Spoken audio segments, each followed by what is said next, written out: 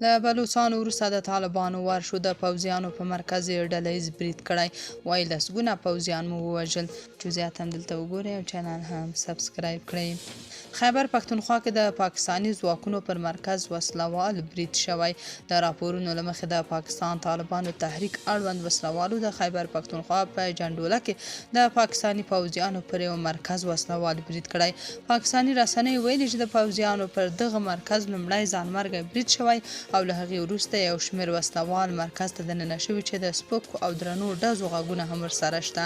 تر اوسه د یاد برید په تړاو پاکستاني چارواکو څه نه دي ویلي او نه هم د اوښتې مرګ ژوبلې کره شمېره معلومه ده. خو د تحریک طالبان پاکستان اړوند کسان ویلي چې د دوی فدایان له موټر بم وروسته پوځي مرکز ته دننه شول چې لسګونه پوځیان یې وژلي دي.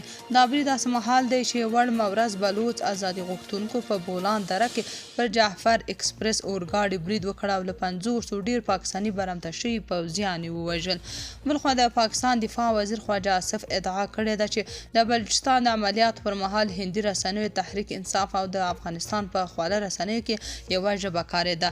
هغه پر ایکس پاڼه لیکلي کله چې د هیواد یو سیاسي ګوند د ترهګرو ژبه کاروي او په سخت وخت کې د هیواد د ساتونکو د ملاتړ پر ځای د واک څخه د بې برخه کېدو له امله په خواله رسنیو کې مخالفه ژبه کاروي نو باید له سیاسي ګټو هاخوا ملي یووالی وښیي.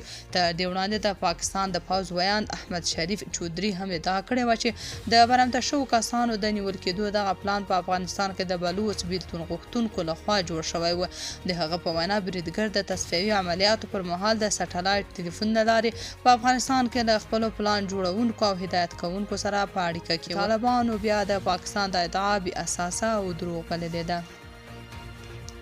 تاسو په دې اړه څه نظر لرئ؟ کمنټ کې شریک او چینل هم سبسکرایب کړئ.